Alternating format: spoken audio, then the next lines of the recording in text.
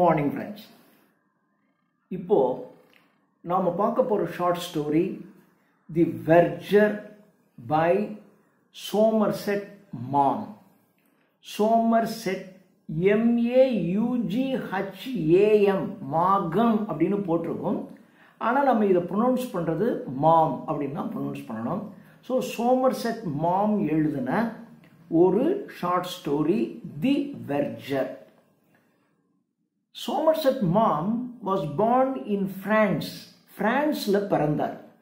ஆனாலும் இவருடைய எஜுகேஷன் பார்த்தீங்கன்னா இங்கிலாண்டில் இருக்கிற கேன்ட்ரிபரியில் தான் இவருடைய படிப்பு வாழ்க்கையெல்லாம் வந்துருச்சு. அதனால இவரை நாம் ஒரு பிரிட்டிஷ் ரைட்டர் அப்படின்னு தான் சொல்லணும். ஆனால் இவர் பிரான்ஸில் தானே பிறந்தார், அதனால இவர் ஒரு பிரெஞ்சு ரைட்டர் என்று சொல்பவர்களும் உண்டு. ஆனால் இவருடைய கேரியர், இவருடைய படிப்பு, வாழ்க்கை எல்லாம் இங்கிலாண்டில் இருந்ததுனால இவரை நம்ம ஒரு பிரிட்டிஷ் ரைட்டர் அப்படின்னு சொல்லலாம். இது மாதிரி இதை ஒன்று நீங்கள் தெரிஞ்சு வச்சுக்கணும். இப்போ இந்த வெர்ஜரில் நம்ம தெரிஞ்சிக்க வேண்டியது ஒரு சர்ச். இப்போ இந்த கதையை பார்க்கலாம். ஒரு church, saint Peter Melville square என்கின்ற ஒரு இடம். Saint Peter Neville square, saint Peter Neville NEVILLE, அது ஒரு ஏரியா. செயின்ட் பீட்டர் நெவில் ஸ்கொயருங்கிற ஏரியாவில் ஒரு சர்ச் இருக்கு. அந்த சர்ச்சுக்கு saint Peter Neville square church அப்படின்னு பேர். மயிலாப்பூரில் இருக்கிற சர்ச்சை மயிலாப்பூர் சர்ச்சுன்னு சொல்கிறோம் இல்லையா, அது மாதிரி இந்த சர்ச். இது ஒரு முக்கியமானது தெரிஞ்சுக்கணும். இந்த சர்ச்சில் பார்த்தீங்கன்னா இது ஒரு அரிஸ்டோக்ராட்டிக் பீப்புள் இருக்கிற ஏரியா. ரொம்ப வசதி படைத்தவங்க, ரொம்ப எஜுகேட்டட் பீப்புள் நிறைய இருக்கக்கூடிய ஒரு ஏரியாவில் இருக்கிற சர்ச். ரொம்ப முக்கியமான ஒரு ப்ராமினன்ட் சர்ச். இங்கே வர்றவங்கலாம் பெரிய பெரிய டிக்னிட்டரிஸ்லாம் அந்த சர்ச்சுக்கு வருவாங்க. அப்படிப்பட்ட ஒரு ஏரியாவில் இருக்கிற church the Saint Peter's Neville square church. இந்த சர்ச்சில் ஒரு வெர்ஜர், அந்த வெர்ஜனுடைய பேர் Albert Edward Foreman. Albert Edward Foreman, இது ஞாபகம் வச்சுக்கணும். ஆல்பர்ட் எட்வர்ட் ஃபோர்மேன், ஒரே பேர் தான். இப்போ நம்ம ஃபோர்மேன் அப்படின்னே கூப்பிடலாம்.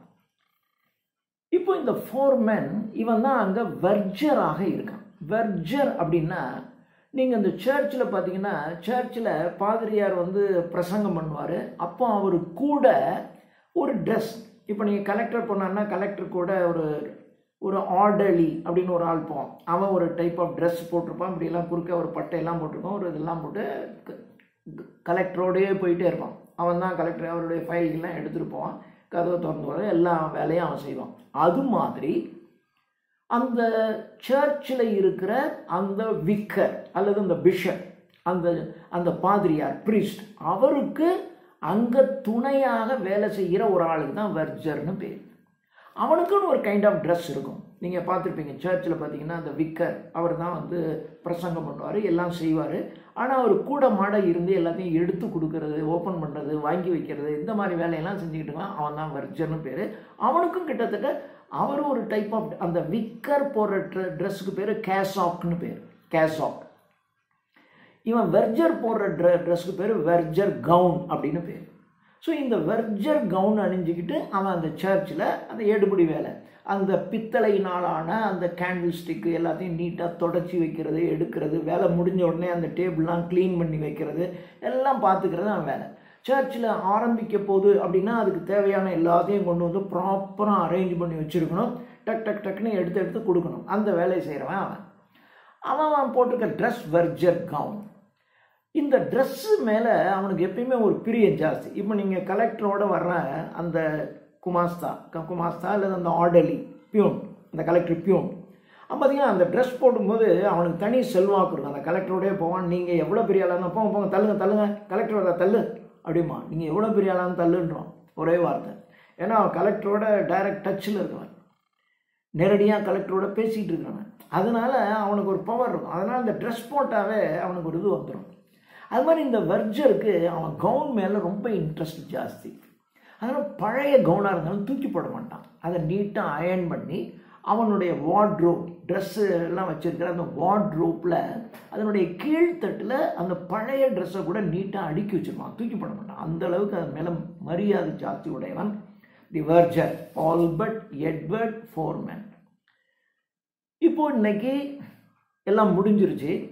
ஒரு வயசான அம்மா ஒருத்தவங்க வந்தாங்க. அவங்க வரும்போது அவங்கள இந்த மாதிரி ரொம்ப வயசானவங்களாம் வந்தாங்கன்னா அவங்கள வந்து இந்த ஒரு தள்ளு வண்டி இருக்கும் இல்லையா, அதை வச்சு தள்ளி கொண்டு வந்து அங்கே நிறுத்திட்டு அந்த அம்மா போயிட்டாங்க. அந்த வண்டியெல்லாம் இருக்குது. எல்லாத்தையும் எடுத்து சரி பண்ணி வச்சுட்டு அந்த இடத்தெல்லாம் க்ளீன் பண்ணிவிட்டு இந்த விக்கர், அந்த சர்ச்சினுடைய இன்சார்ஜாக இருக்கிற பெரிய பாதிரியாருக்கு விக்கர்னு பேர், அந்த விக்கர் போனதுக்கப்புறம் இவன் எல்லாத்தையும் க்ளீன் பண்ணி வச்சுட்டு பூட்டிட்டு போகணும். இதுதான் வேலை. ஆல்மோஸ்ட் எல்லா வேலையும் முடிச்சுட்டான். இப்போ விக்கர் போகணும். போனாக்க இந்த இடத்த சரி பண்ணிவிட்டு இவனும் கிளம்பி பூட்டிட்டு போக வேண்டியதுதான் வேலை. ஸோ விக்கர் எப்போ போவார்னு நினச்சிக்கிட்டு இருக்கான். அப்போது அந்த விக்கர் வரார். இப்போ இருக்கிற விக்கர் இப்போ தான் கொஞ்ச நாள் தான் ஆகுது. இவர் ஒரு நியூலி அப்பாயிண்டட் மேன். ஒரு 40 வயசு தான் இருக்கும். நல்ல ஒரு வாட்ட சாட்டமான விக்கர், நல்ல கலராக இருக்கக்கூடிய ஒரு விக்கர், அழகானவர். ஆனால் ஒரு ஸ்ட்ரிக்ட் மேன், ஒரு மாதிரி ஒரு ஸ்ட்ரிக்டாக இருக்கிறவர். ஆனால் இதுக்கு முன்னாடி இருந்த விக்கர் பார்த்திங்கன்னா கொஞ்சம் ஓல்டு மேன், கொஞ்சம் வயசானவர். அந்த சாதாரண வேலை செய்கிறவங்கெல்லாம் கொஞ்சம் அட்ஜஸ்ட் பண்ணிக்குவார். சரி இருக்கட்டும் பரவாயில்ல அப்படின்னு அட்ஜஸ்ட் பண்ணிக்கிறார்.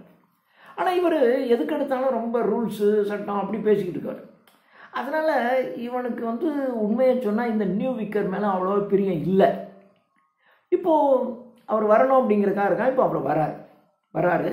ஆனால் அவர் ட்ரெஸ்ஸை இன்னும் கலட்டலை. அவர் போட்டுக்கிற ட்ரெஸ் கேஷாக்னு பேர். அந்த கேஷாக்ஸை கலட்டாமல் அவர் வர்றாரு. வந்த உடனே சரி இப்போ வந்தவர் போயிடுன்னா இப்படி இன்னும் ட்ரெஸ் கலட்டாமல் இருக்காரே அப்படின்னு நினச்சிக்கிட்டே இருக்கான். வந்தவர் இவனை பார்த்து நம்ம உள்ளே போகலாமா அப்படின்னு சொல்கிறான். உடனே இவனுக்கு கொஞ்சம் ஆச்சரியமாக இருந்துச்சு. என்ன நம்மளே எதுக்குள்ள உள்ளே கூப்பிட்றாரு அப்படின்னு. ஓகே சார் அப்படின்னு போகிறான். முதல்ல விக்கர் போகிறாரு. அவரை பின்தொடர்ந்து இவனும் போகிறான். போகும்போதே அவருக்கு ப்ளீஸிங்காக இருக்கணுங்கிறக்காக, ஏன்னா மேலே இருக்கிற அதிகாரி கீழே இருக்கிறவங்க கொஞ்சம் ப்ளீஸ் பண்ணல, அவன் இப்படி பேசுகிறான். அது என்ன சார் விஷயம்? அந்த ஒரு குழந்தை அழுதுகிட்டே இருந்துச்சு பாருங்கள், நீங்கள் தூக்கின உடனே டக்குன்னு அழுக நின்றுடுச்சு சார். நானும் கொஞ்ச நாளாகவே பார்த்துட்ருக்கேன். நீங்கள் எந்த குழந்தை அழுகிற குழந்தைய தூக்குனாலும் அது டக்குன்னு நின்றுடுது. அது என்ன சார் டெக்னிக் வச்சுருக்கீங்க அப்படி கேட்குறான். அப்படி கேட்டால் அது அவருக்கு ரொம்ப ப்ளீஸிங்காக இருக்கும்ல. உடனே அவருக்கும் அது ரொம்ப பிடிச்சிருக்கு அவன் பேசுகிறது. ஆமாம்மா, அது ஒரு மாதிரிப்பா, அதை ரொம்ப அஃபெக்ஷனேட்டாக நீங்கள் இப்படி பண்ணால் அது அழுகாது. அதை நான் ரொம்ப ட்ரெயின் பண்ணி வச்சுருக்கேன், அதை நான் செஞ்சுருவேன் அப்படின்னு அவரும் பதில் சொல்லிக்கிட்டே அந்த ரூமுக்குள்ளே போகிறாங்க. அந்த ரூமுக்குள்ளே போகும்போது அங்கே ஏற்கனவே 2 சர்ச் வார்டன் 2 பேர் உள்ளே உட்காந்துருக்கான். ஒரு பெரிய கம்யூனல் டேபிள் அப்படின்னாக்க, நீங்கள் அந்த பெரிய விருந்து நடக்கிற இடங்கள்ல, அந்த சர்ச்சிலலாம் பெரிய விருந்து நடக்கும்போது ஒரு பெரிய டேபிள் இருக்கும். நடுவில் ஃபுட் மெட்டீரியல்ஸ்லாம் வச்சுருப்பாங்க. அந்த பக்கமும் ஆள் உட்காந்து சாப்பிடுவாங்க, இந்த பக்கமும் ஆள் உட்காந்து சாப்பிடுவாங்க. 2 பேரும் வேணுங்கிறது இந்த நடுவில் இருந்து இந்த பக்கம் இருக்கிறவங்களையும் எடுத்து போட்டுக்குவாங்க, அந்த பக்கம் இருக்கிறவங்களையும் எடுத்து போட்டுக்குவாங்க. அது மாதிரியான ஒரு, அப்போ இந்த பக்கம் அந்த பக்கம் எல்லாம் இருக்கணும், ஒரு சைஸ் பெரிய டேபிள். அந்த டேபிளினுடைய அந்த சைடு 2 சர்ச் வார்டன் 2 பேர் உட்காந்துருக்காங்க. அவங்களுக்கு நடுவில் ஒரு சேர் எம்டியாக இருக்குது. இப்போ நம்ம விக்கர் நேராக போனோடனே அங்கே உட்காந்துக்கிறார். அப்போது அந்த 3 பேர் விக்கர் உட்காந்துருக்காரு. இந்த பக்கம் 2 பேரும் சர்ச் வார்டன், நடுவில் இந்த கம்யூனல் டேபிள். இந்த டேபிளுக்கு இந்த பக்கம் நம்ம வெர்ஜர் நின்றுட்டுருக்கான். சொல்கிறாங்க உட்காருங்க அப்படின்றாங்க.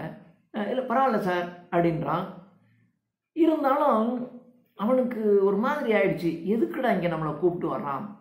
ஏன்னா கொஞ்ச நாளைக்கு முன்னாடி தான் அந்த சர்ச்சில் ஆர்கன் வாசிக்கிற ஒருத்தன், அவனை இங்கே தான் கூட்டு வந்தோடனே அவனை வேலையை விட்டு அனுப்பிச்சிட்டாங்க. ஏன் அப்படின்னா அவன் வந்து ஒரு மாதிரி அங்கே வரக்கூடிய, ஏன்னா அங்கே டிசிப்ளின் இஸ் வெரி இம்பார்ட்டன்ட். ஏன்னா இது இந்த ஏரியா நான் சொன்ன முன்னாடியே இது வந்து இம்பார்ட்டன்ட் பீப்புள் இருக்கக்கூடிய ஏரியா. பெரிய கலெக்டர், பெரிய ஆஃபீஸர்ஸ்லாம் இருக்கக்கூடிய ஒரு முக்கியமான பகுதி. இங்கே வந்து இங்கே இருக்கக்கூடியவன், அங்கே வேலை செய்கிற சாதாரண ஆள் ஏதாவது மிஸ்பிஹேவ் பண்ணான்னு வச்சுங்க, என்ன சர்ச்சில் இப்படியெல்லாம் நடக்குது அப்படின்னு பேசிடுவாங்க. அந்த ஆர்கன் வாசிக்கிறான் அப்படி ஏதோ ஒரு மிஸ்பிஹேவ் பண்ணியிருக்கான். அதனால் இது மாதிரி கூப்பிட்டு வந்து உள்ளே வச்சு விசாரித்து அதுக்கப்புறம் அவனை வேலையை விட்டு தூக்கியிருக்காங்க. இப்போ இவருக்கு ஒரு மாதிரி ஆயிடுச்சு, என்னடா நம்மளை கூப்பிட்டு வந்து விசாரிக்கிறான். யோசித்து பார்க்குறான், நம்ம ஏதாவது தப்பு பண்ணோமா? ஒன்றும் தப்புலாம் பண்ணலையே அப்படின்னு இவனுக்கு தோணுது. நம்ம ஒன்றும் பண்ணலைன்னு தோணுது. இருந்தாலும் இப்படி வந்து நிற்கிறது அவனுக்கு ஒரு மாதிரி இன்கன்வீனியண்ட்டாக ஃபீல் பண்ணுறான். அப்படி கொஞ்சம் தன்னை பின்னோக்கி யோசித்து பார்க்குறான். இதுக்கு முன்னாடி இவன் 12 வயசுலேயே வேலைக்கு வந்தவன், இந்த வேலைக்கு இல்லை, 12 வயசுலேயே வேலைக்கு வந்தவன் ஒரு மெர்ச்சன்ட் பிரின்ஸ். மெர்ச்சன்ட் பிரின்ஸ் அப்படின்னா அவன் இஸ் நாட் அ பிரின்ஸு. இப்போ நீங்கள் சினிமாவில் நடிக்கிறவள இளவரசர் அப்படின்னா அவன் இளவரசரா? அந்த ஃபீல்டில் அவர் ஒரு பிரின்ஸ் அப்படிம்பாங்க. தளபதி அப்படின்னாக்க இளைய தளபதினா அவர்னா தளபதி, ஏதாவது போருக்கு போய் தளபதியாக இருந்தார், சும்மா அது ஒரு டைட்டில் கொடுப்பாங்கல்ல, அது மாதிரி அந்த மெர்ச்சன்ட் பிரின்ஸ் பெரிய பெரிய வியாபாரி. அவங்கிட்ட எராண்ட் சர்வீஸ் எடுபடி வேலையாக 12 வயசில் சேர்ந்தவன், நல்லா சர்வ் பண்ணியிருக்கான். அதுக்கப்புறம் அங்கேருந்து வந்து ஒரு பீரஸ், பீர் அப்படின்னா அந்த டியூக்கை விட கொஞ்சம் சின்ன ஆள், ஒரு ஜமீன்தாரை விட ஒரு பெரிய ஆள், ஜமீன்தாரை விட ரொம்ப கொஞ்சம் வசதி படைச்ச, ஆனால் ஒரு டியூக் குறுநில மன்னனை விட அடுத்த ரேங்க்ல இருக்கக்கூடிய ஒரு பெரிய ஜமீன்தார்னு வச்சுங்களேன், அந்த மாதிரியாக இருக்கிறவன் பீர். அவன் ஒய்ஃபுக்கு பேர் பீரஸ்னு பேர். அந்த பீரஸ், அந்த அந்த பீரஸ்க்கு ஹஸ்பண்ட் இறந்து போயிட்டாரு. அந்த பீரஸ் அந்த அம்மா, அந்த மிகப்பெரிய பணக்கார அம்மா அவங்க வீட்டுக்கு வேலைக்கு போயிருக்காங்க. அங்கே ஏற்கனவே 4 பட்லர்ஸ். பட்லர்னால் உங்களுக்கு தெரியும், இந்த குக் பண்ணுறவன், அந்த சமையல்லாம் சர்வ் பண்ணுறவன், ரூமில் போய் சாப்பாடு எடுத்து கொடுக்கணும், அவங்களுக்கு வாங்கிட்டு வரணும், அது மாதிரியான பட்லர். இவன் 4வது பட்லராக போய் சேர்ந்துருக்கான். பட்லரே 4 பேர் வச்சுருப்பாங்கன்னா அவங்க வீட்டில் எத்தனை வேலைக்காரன் இருப்பான், அப்போ அவன் எவ்வளோ வசதியானவங்கன்னு நம்ம பார்த்துக்கணும். 4வது பட்லராக சேர்ந்தவன் தன்னுடைய சின்சியரிட்டினாலையும் கடினமான உழைப்புனாலையும் ஃபஸ்ட்டு ஸ்டேஜுக்கு ரீச் ஆனவன். அதுக்கப்புறம் அது 2வது ஜாப். அதுக்கப்புறம் 3வது ஜாப் ஒரு அம்பாசிடர். அந்த அம்பாசிடர் வீட்டினுடைய குக்காக போயிருக்கான். அங்கே போய் செகண்ட் பிளேஸ், இவனுக்கு கீழே 2 பேர் இருக்கிற மாதிரியான ஒரு பொசிஷனில் இருந்திருக்கான். இதெல்லாம் யோசிச்சு பார்க்குறான். கடைசியாக இவன் வரும்போது இவனுக்கு கீழே 2 பேர் வேலை செய்வாங்க, இவன் தான் அவங்களுக்கு கமாண்ட் பண்ணணும், இன்ஸ்ட்ரக்டராக நீ போய் அதை செய் இதை செய்யணும்னு சொல்லணும். அப்படிப்பட்ட ஆள், அப்படி இருந்தவன். அப்புறம் அங்கெல்லாம் விட்டுட்டு இது கிட்டத்தட்ட கவர்மெண்ட் ஜாப் மாதிரி இல்லையா, அதனால இங்கே வந்துட்டான். இப்போ யோசிச்சு பார்க்குறான், என்னடா நமக்கு கீழே 2 பேர் வச்சு வேலை பண்ணால் இவங்க என்னடா நம்மளை வந்து இப்படி நிற்க வச்சு ஒரு கேள்வி கேட்குற மாதிரி இருக்கேன்னு ஒரு மாதிரி அவனுக்கு மனசுக்குள்ளே கஷ்டமாக இருந்துச்சு. இப்போது நம்ம விக்கர் பேச ஆரம்பிக்கிறார். சொல்கிறார், மிஸ்டர் ஃபோர்மேன், உங்கள் எல்லாமே பார்த்தேன், நீங்கள் ரொம்ப பர்ஃபெக்டாக செய்கிறீங்க, ரொம்ப நல்லா நடந்துக்கிறீங்க, உங்களுடைய பிஹேவியர், உங்களுடைய ஒர்க்கு எல்லாமே ரொம்ப சாட்டிஸ்ஃபேக்ஷனாக இருக்குது. ஆனால் அந்த பாஸ்ட் ரெக்கார்டை பார்க்கும்போது எனக்கு ஒரே ஒரு ப்ராப்ளம் வந்துச்சு, உங்களுக்கு எழுத படிக்கவே தெரியாதாமே அப்படின்னு கேட்குறாரு.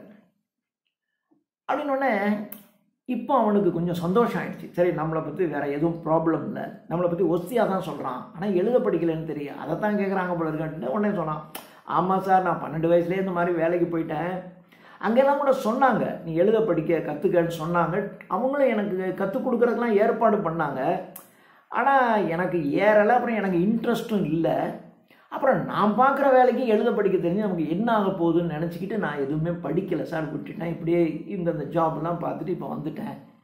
இப்பயும் பாருங்கள், எனக்கு எழுத படிக்க தெரியாது, ஆனால் இங்கே இருக்கக்கூடிய எல்லா வேலையும் நான் பர்ஃபெக்டாக செஞ்சுருவேன் அப்படின்னு சொல்கிறான். இல்லை நீங்கள் கரெக்டாக தான் செய்கிறீங்க, அதுலலாம் நான் உங்களை குறை சொல்ல, ஆனால் எழுத படிக்க தெரியல. சரி, நீங்கள் எழுத படிக்க தெரியலையே, எப்படி நீங்கள் கரண்ட் நியூஸ், நீங்கள் வந்து ஒரு வெர்ஜனாக இருக்கீங்க, கரண்ட் நியூஸ் தெரிஞ்சிக்க வேண்டாமா, அதை யாருக்காவது ஒரு லெட்டர் எழுதணும்னா என்ன பண்ணுவீங்க அப்படின்னு கேட்குறான். இல்லை இப்போல்லாம் என்ன சார், நியூஸ் பேப்பர்லாம் எல்லாமே படம் போட்டே வந்துடுது. இப்போ நீங்கள் இங்கிலாண்டில் இருக்க நியூஸ் பேப்பர்லாம் பார்த்தீங்கன்னா எல்லா நியூஸுக்குமே படம் இருக்கும், படம் இல்லாமல் நியூஸே வராது. இப்போ நம்ம இதில் பார்த்தீங்கன்னா முக்கியமானதுக்கு மாத்திரம் படம் இருக்கும், மீதிலாம் போட மாட்டாங்க. ஆக எல்லா நியூஸுக்குமே படம், எல்லாத்துக்கும் படம் இருக்குது சார், அந்த படத்தை பார்த்தாவே இது என்னன்னு எனக்கு தெரிஞ்சுக்குவேன், எனக்கு புரிஞ்சுக்குவேன் சார், நான் நியூஸ் எனக்கு தெரியும். அதே சமயத்தில் லெட்டர் எழுதணுன்னா நான் தான் எழுது, என்னுடைய ஒய்ஃப் இருக்கான், அவள் பெரிய ஸ்காலர், நல்லா படிப்பாளி சார், அதனால் அவட்ட சொல்லுவேன், அவள் எழுதிடுவா சார், ஸோ நான் மேனேஜ் பண்ணிக்குவேன், எனக்கு ஒன்றும் கஷ்டம் இல்லை அப்படின்னா. இல்லை நீங்கள் பண்ணிக்குவீங்க, ஆனாலும் நீங்கள் சர்ச்சில் ஒரு படிக்காத ஒரு ஆள் இருந்து ஏதாவது ஒன்று நடந்துருச்சுன்னு வச்சுங்களேன், அப்போ அது கஷ்டம் சர்ச்சுக்கு, அதனால நீங்கள் படிச்சுட்டா நல்லது அப்படின்னு சொல்கிறார் விக்கர். எங்கே sir, I am an old dog, நான் ஒரு வயசான நாய், எனக்கு எங்கே சார் படிப்பு வரப்போகுது, எனக்கெல்லாம் படிப்பே வராது சார் அப்படின்னா. இப்போ நம்ம விக்கர் கொஞ்சம் சீரியஸ் ஆகிட்டார். நோ மிஸ்டர் ஃபோர்மேன், நான் உங்களுக்கு 60 days டைம் தரேன், 60 நாள் டைம் தரேன், அதுக்குள்ளேயே நீங்கள் எழுத படிக்க கற்றுக்கணும். அப்படி இல்லைன்னா நீங்கள் இந்த வேலையை நீங்கள் விடுற மாதிரி ஆகிடும் அப்படின்னா. உடனே இவனுக்கு கொஞ்சம், ஏன்னா இவன் வந்து அந்த தலைமையாலாம் இருந்தவன், இவனுக்கு கீழே 2 பேர்லாம் வச்சு வேலை பார்த்தவன் இல்லையா, அவனுக்கு அந்த ப்ரெஸ்டீஜ் விடலை. சார் என்னாலாம் படிக்க முடியாது சார் அப்படின்னா, நான் நின்றுக்கிறேன் சார், நான் நின்றுக்கிறேன், இப்போயே நான் ரெசிக்னேஷன் கொடுத்துட்றேன், ஆனால் நீங்கள் ஒரு ஆள் போடுற வரைக்கும் இந்த மந்த்து கடைசி வரைக்கும் நான் வரேன், இன்னொரு ஆள் நீங்கள் போட்டுங்க சார் அப்படின்னு டக்குன்னு சொல்லிட்டான். இப்படி சொன்ன உடனே இதை நம்ம விக்கர் எதிர்பார்க்கல. சரிங்க சார், பார்த்துக்கங்க சார், நான் பண்ணிடுறேன் சார் அப்படி தான் சொல்லுவான்னு தான் எதிர்பார்த்தார். இப்படி சொன்ன உடனே அவருக்கு ரொம்ப கோவம் வந்துருச்சு, டக்குன்னு எழுந்திருச்சு போயிட்டார். அவர் போன உடனே அந்த கூட இருந்த 2 வார்டனும் போயிட்டான். இவன் தான் இருக்கான், சரிதான் வேலையை விட்டாச்சில் போக வேண்டியதுதானே. ஆனால் இவன் சின்சியராக எல்லாத்தையும் எடுத்து இவன் பிளான் பண்ணபடி எல்லாத்தையும் துடைக்கிறான். துடைச்சி நீட்டாக எல்லாத்தையும் வச்சுட்டு தன்னுடைய வெர்ஜர் கவுனை கொண்டு போய் அந்த கூடிய ஸ்டாண்டில் மாட்டுறான். மாட்டிட்டு சர்ச்சினுடைய கதவையெல்லாம் க்ளோஸ் பண்ணிட்டு போகிறான். வீட்டுக்கு போகிறான். வீட்டுக்கு போனால் அவன் ஒய்ஃபுக்கு தெரியும் இத்தனை மணிக்கு வருவான்னு, ஒரு நல்ல டீ போட்டு வச்சுருப்பா. சொல்லி வீட்டுக்கு போனோடனே டீ குடிக்கணும், வீட்டுக்கு போகிறான். ஆனால் இவனுக்கு ஒரு மாதிரி மனசு சரியில்லை, என்னடா பண்ணுறது அப்படின்னு நினச்சிட்டே போகிறான். போகும்போது ஒரு இடம் வருது, இந்த இடத்துல இப்படி திரும்பினா வீட்டுக்கு போகணும், ஆனால் அப்படி போகாமல் ராங் ரூட் வேறு ஒரு டைரெக்ஷனில் போகிறான். ஏன்னா அவனுக்கு வீட்டுக்கு இப்போ பிடிக்கல, ஒரு மாதிரி யோசிச்சுக்கிட்டே போகிறான். அப்படியே ரொம்ப தூரம் போயிட்டான். இப்போ ஒரு மாதிரி worry. Is not a smoker, அவன் ஒரு சிகரெட் குடிக்கிறவன் கிடையாது. ஹீஸ் அ நான் ஸ்மோக்கர். அதே மாதிரி ட்ரிங்க்ஸ் சாப்பிட்றவனும் இல்லை. சில சமயங்களில் ரொம்ப ஒரு எக்ஸ்ட்ராடினரி மகிழ்ச்சியாக சந்தோஷமாக இருந்தால் கொஞ்சோண்டு பீர் சாப்பிடுவான், ஒரு கோல்டு ஃப்ளாக் சிகரெட் குடிப்பான், அவ்வளோதான். இப்போ அவனுக்கு ஒரு சிகரெட் குடிக்கணும் போல தோணுது. சரி ஏதாவது ஒரு கடையில் வாங்கலாம் அப்படின்னு பார்த்தா ஒரு கடையே இல்லை. ஏன்னா நம்ம ரொம்ப தூரம் வந்திருக்கோம், ஒன்றும் கடையே இல்லையே, சரி கொஞ்சம் தூரம் வாங்கலான்னு இன்னும் கொஞ்சம் தூரம் போகிறான், கடையே கிடையாது. ஏன்னா ஒரு கடை கூட இல்லாமல் இந்த ஏரியாவில் இருக்கே அப்படின்னு நினச்சிட்டு அந்த எண்டு வரைக்கும் போகிறான். எண்டு வரைக்கும் ஒரு கடை கூட கிடையாது. இவ்வளோ தூரம் வந்திருக்கோம், ஒரு கடை கூட இல்லையே அப்படின்னு நினைக்கும் போது அவன் மைண்டில் டக்குன்னு ஒரு ஐடியா ஸ்ட்ரைக் ஆகுது. இவ்வளோ பெரிய ஏரியா, இவ்வளோ தூரத்துக்கு ஒரு கடை கூட இல்லையே. இப்போ என்ன மாதிரி ஒருத்தனுக்கு சிகரெட் குடிக்கணும்னு நினச்சா அவன் என்ன பண்ணுவான்? அப்போது ஏன் இங்கே நம்ம ஒரு ஷாப் ஒன்று ஓப்பன் பண்ணால் என்ன, இந்த மாதிரி சிகரெட் விற்கிற மாதிரியான ஒரு டொபாக்கனிஸ்ட், ஒரு பொட்டிக்கடைன்னு நம்ம சொல்லுவோம் இல்லையா, அந்த பொட்டிக்கடையை அங்கே டொபாக்கனிஸ்ட் அப்படின்னு சொல்லுவாங்க. டொபாக்கோ, புகையிலை பொருட்கள் விற்கிற கடை. ஸோ டொபாக்கனிஸ்ட். நாம் ஒரு டொபாக்கனிஸ்டாக ஒரு கடை போட்டால் என்னன்னு அவனுக்கு தோணுச்சு திடீர்னு. ரொம்ப இப்போ அவனுக்கு சந்தோஷம் வந்துருச்சு. கிடுகிடுன்னு வீட்டுக்கு போகிறான். வீட்டுக்கு போய் அப்படியே சிந்திச்சுக்கிட்டே இருக்கான்.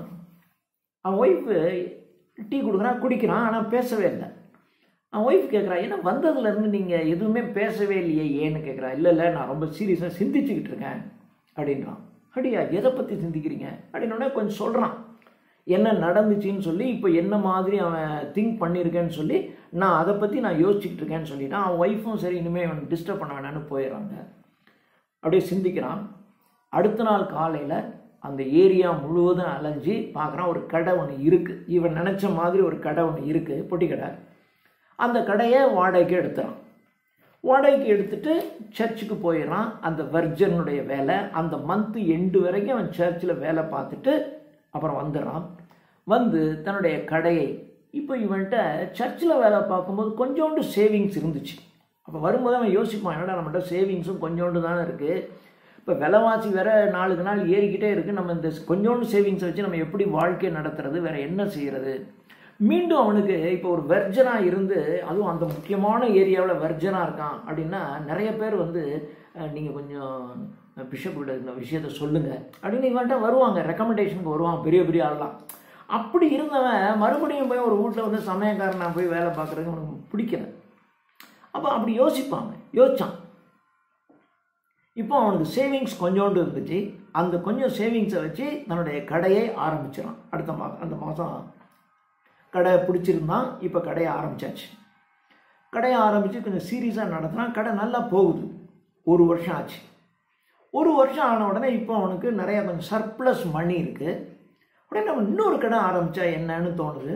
இப்போ இதே மாதிரி இன்னொரு ஏரியாவை செலக்ட் பண்ணுறான். அங்கே போய் ஒரு கடையை பிடிச்சி அங்கே ஒரு மேனேஜர் ஒருத்தரை போடுறான். ஒரு மேனேஜரை போட்டு நடத்தினா அதுவும் நடக்குது இதுவும் நடக்குது. இப்போ 2 கடை. இப்போ மேனேஜரை போட்டு நம்மளால் 2 கடை நடத்த முடியும்னா ஏன் நம்ம இன்னொரு கடை ஆரம்பிக்கக்கூடாது அப்படின்னு அவனுக்கு தோண ஆரம்பிக்குது. இப்போ அவன் என்ன பண்ணான்னா பழைய கடைக்கு இன்னொரு ஆளை போடுறான். இப்போ 2 மேனேஜர். இப்போ இவனுடைய வேலை என்னன்னா அந்த லண்டன் புறம் சுற்றுறான். எந்த ஏரியாவில் கடையே இல்லாமல் நிறைய இருக்குன்னு கண்டுபிடிக்கிறான். கண்டுபிடிச்சி 10 கடை 10 வருஷத்துக்குள்ள 10 ஷாப்ஸ் 10 கடைகள் இவனுக்கு ஓப்பன் ஆக்கிட்டான். ஓப்பன் பண்ணிடுறான். வியாபாரம் பின்னி எடுக்குது. இப்போ எல்லா கடைக்கும் மேனேஜர் இருக்காங்க, வேலை செய்கிற ஆட்கள் இருக்காங்க. இவனுடைய வேலை என்னன்னு கேட்டிங்கன்னா அந்த மண்டே திங்கட்கிழமை போகணும். போய் ஒவ்வொரு கடையில் இருக்கக்கூடிய கலெக்ஷன் அமௌண்ட்டை வாங்கிட்டு வருவான். வாங்கிட்டு வந்து இதெல்லாம் கொண்டு போய் பேங்க்கில் டெபாசிட் பண்ணோம். இதான் வேலை. அப்புறம் பர்ச்சேஸ் பண்ணி அந்தந்த கடைக்கு அனுப்ப வேண்டியது, கலெக்ஷனை வாங்கிட்டு போய் பேங்க்கில் டெபாசிட் பண்ண வேண்டியது. இதுதான் இவனுடைய வேலையாக இருக்குது. இப்படி கலெக்ட் ஆன பணத்தெல்லாம் பேங்க்கில் போடுவதற்காக ஒரு நாள் இவன் பேங்க்குக்கு போகிறான். பேங்க்குக்கு போகும்போது கேஷ் அங்கே நிறைய நோட்டு நிறைய வச்சுருக்கான். அப்புறம் ஒரு பேக் ஹெவியாக ஒரு பேக் நிறைய சில்வர் காயின்ஸ், அப்போல்லாம் வெள்ளி நாணயங்கள் தான், சில்வர் காயின்ஸ் ஒரு பேக் ஃபுல்லாக இருக்குது. இதை கொண்டு போய் பேங்க்கில் டெபாசிட் பண்ண போகிறான். கேஷியர் எல்லாத்தையும் வாங்கிக்கிட்டு உங்களை மேனேஜர் பார்க்கணுன்னு சொன்னார் அப்படின்றான். அப்படியா, எதுக்கு? இல்லை தெரியல, நீங்கள் போய் பாருங்கள். உடனே இவன் மேனேஜரை பார்க்குறதுக்கு மேனேஜர் ரூமுக்குள்ளே போகிறான். மேனேஜர் எழுந்திருச்சு நின்று இவனை வரவேற்கிறார். வாங்க வாங்க வாங்க, ஒரு பெரிய பிஸ்னஸ் மேன் நீங்கள், வாங்க அப்படின்னு சொல்லிட்டு, என்ன சார் ஏதோ பார்க்கணுங்களா?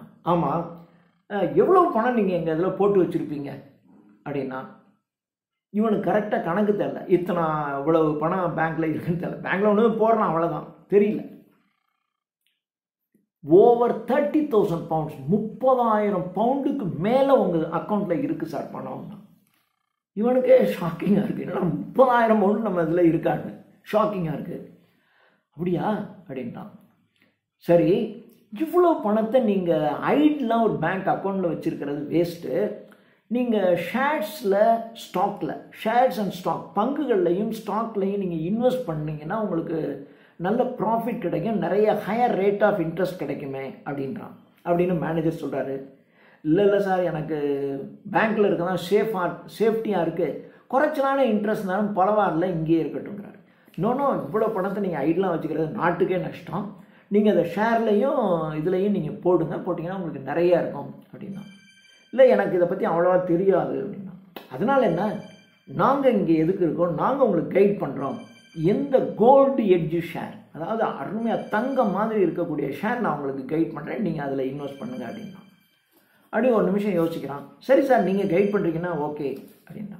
இப்போ நான் என்ன செய்யணும், அடுத்து நீங்கள் வரும்போது நான் சில பேப்பர்ஸில், அதாவது இந்த பணத்தை ஷேரில் மாற்றுறதுக்கு இவனுடைய பர்மிஷன் லெட்டர் கையெழுத்து வேணும்ல, அப்புறம் நான் ஒரே இதில் கையெழுத்து மாத்திரம் போட்டு கொடுத்தீங்கன்னா இந்த உங்கள் பணத்தை நான் அதில் இன்வெஸ்ட் பண்ணுறதுக்கு நான் ஏற்பாடு பண்ணுறேன் அப்படின்றாரு.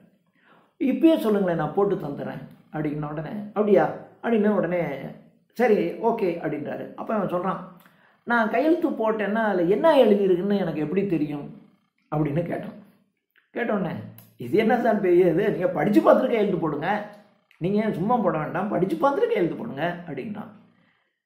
அப்போ தான் அவன் சொன்னான், எனக்கு தான் படிக்க தெரியாதே அப்படின்னா. உடனே அந்த பேங்க் மேனேஜருக்கு ஷாக் ஆகிடுச்சு.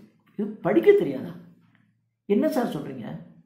ஆமாம் சார், எனக்கு படிக்க எழுதலாம் தெரியாது, என் கையெழுத்தே இந்த பேங்க்கில் அக்கௌண்ட் ஓப்பன் பண்ணுறதுக்கு தான் நான் கையெழுத்து போடவே கற்றுக்கிட்டேன், இல்லாட்டி எனக்கு கையெழுத்தே போட தெரியாது சார், கையெழுத்து மாத்திரம்தான் இப்போ எனக்கு போட தெரியும், அதுவும் என் ஒய்ஃபு கற்றுக் கொடுத்தா எனக்கு வேறு எதுலாம் போட தெரியாது. ரொம்ப மேனேஜருக்கு ஷாக் ஆகிடுச்சு. சொல்கிறாரு, ஏங்கப்பா, என்ன சார் எழுத படிக்க தெரியாமல் இருக்கிற நீங்களே இவ்வளோ இந்த ஊரில் இத்தனை கடை வச்சு இவ்வளோ சம்பாதிக்கிறீங்களே, உங்களுக்கு மாத்திரம் எழுத படிக்க தெரிஞ்சிருந்தா என்ன ஆயிருக்கும்? நீங்கள் ஒன்றும் ஆயிருக்கா சார். நான் இன்றைக்கும் அந்த சர்ச்சில், எந்த சர்ச்சு, அந்த பீட்டர்ஸ் நெவில் ஸ்கொயர் சர்ச்சில் ஒரு வெர்ஜராக இருந்திருப்பேன். எனக்கு மாத்திரம் எழுத படிக்க தெரிஞ்சிருந்தா பை திஸ் டைம் நான் ஒரு செயின்ட் பீட்டர்ஸ் நெவில் சர்ச்சில் ஒரு வெர்ஜராகத்தான் நான் இருந்திருப்பேன் அப்படின்னு அப்படி சொல்லி இதோட அந்த கதையை முடிக்கிறேன். இந்த லாஸ்ட் பார்த்தீங்கன்னா ஒரு பேரடாக்ஸ், ஒரு முரண். படிச்சிருந்தா லோ, படிக்கலைன்னா ஹை. பொதுவாக அதிகமாக படிக்க படிக்க ஹை, குறைச்சலாம் படிக்க படிக்க லோ, இப்படி தானே இருக்கணும். ஆனால் முரண் பாருங்கள், நான் படிக்கலை அதனால நான் இப்படி இருக்கேன், நான் படிச்சிருந்தா வர்ஜராக தான் இருந்திருப்பேன். இவன் நேரம் படிச்சிருந்தாக்க இவனை வேலையை விட்டு யாரும் அனுப்பியிருக்க மாட்டாங்க, வேலையை விட்டு அனுப்பியிருக்க மாட்டாங்க. இன்றைக்கி அவன் வர்ஜராக தானே அவன் வாழ்க்கை பூரா இருந்திருக்கணும். ஸோ என்று அப்படி சொல்கிறாரு. ரொம்ப அருமையான விஷயம். இப்பயும் நீங்கள் பார்த்தீங்கன்னா பெரிய பெரிய பெரிய கோடீஸ்வரனாக இருக்கணும்னா ரொம்ப படிச்சிருக்க மாட்டான். ஒருவேளை அவங்க அப்பா அதாவது அந்த தொழிலை ஆரம்பித்தவன் படிச்சே இருக்க மாட்டான். அதுக்கப்புறம் தான் பிள்ளை கொஞ்சம் படிக்கணுமேங்கிறதுக்காக ஒரு டிகிரி படிக்க வச்சுட்டு மறுபடியும் தொழிலில் போட்டிருப்பாங்க. ஸோ அங்கே இருக்கிற அந்த முதலாளி பையன்லாம் பார்த்தீங்கன்னா ஒரு டிகிரி படிச்சிருப்பான். ஆனால் அவனுக்கு படித்த நாலேஜ்லாம் இருக்காது. ஆனால் அது பிஸ்னஸ்லேயே இருந்திருப்பாங்க, பெரிய ஆளாக இருப்பான். ஆனால் அவன் கிட்ட இருக்கக்கூடிய வேலை செய்கிற ஆள் பூரா பார்த்தீங்கன்னா பெரிய பெரிய பிஜி போஸ்ட் கிராஜுவேட் படித்தவன், ரிசர்ச் ஸ்காலர். சில பிஸ்னஸ்லாம் பார்த்தீங்கன்னா சில ஹோட்டல்ஸ்லேயே பார்த்துருப்பேன். பெரிய ஹோட்டல்லாம் பார்த்தீங்கன்னா ரிசர்ச் டீம்னு ஒன்று வச்சுருப்பாங்க. புதிதாக உணவுகளை அவங்க வந்து ரிசர்ச் பண்ணி கண்டுபிடிச்சி அதெல்லாம் இன்ட்ரடியூஸ் பண்ணணும். ஏன்னா ஹோட்டலை ஆரம்பித்த காலத்துலேருந்து அதே உணவை போட்டால் எத்தனை பேர் வரும்? அப்போ ரிசர்ச் டீம் வச்சுருப்பாங்க. அப்போ அதுக்கு தகுந்தாப்புல குவாலிஃபைட் பர்சனாக வச்சுட்டு உட்காந்துருப்பான். அப்போது பெரிய படித்தவன்லாம் படிக்காதவங்ககிட்ட கை கட்டி அவன் கொடுக்குற காசை வாங்கிட்டு அவன்கிட்ட வேலை செய்கிறாங்க. அரசாங்கத்துலேயும் பார்த்தீங்கன்னா பெரிய மந்திரிகளாக இருக்கவனா ஒன்றும் படிக்காதவனாக தான் இருப்பான். ஆனால் அவங்ககிட்ட வேலை செய்கிறவனா பார்த்தீங்கன்னா பெரிய பெரிய ஐஏஎஸ் ஆஃபீஸர்ஸ் அவன்கிட்ட கை கட்டி வேலை செய்வாங்க. இந்த பேரடாக்ஸ், இதைத்தான் இந்த வர்ஜர் என்ற கதையின் மூலமாக சோமர்செட் மாம் நமக்கு சொல்கிறாரு. தேங்க்யூ.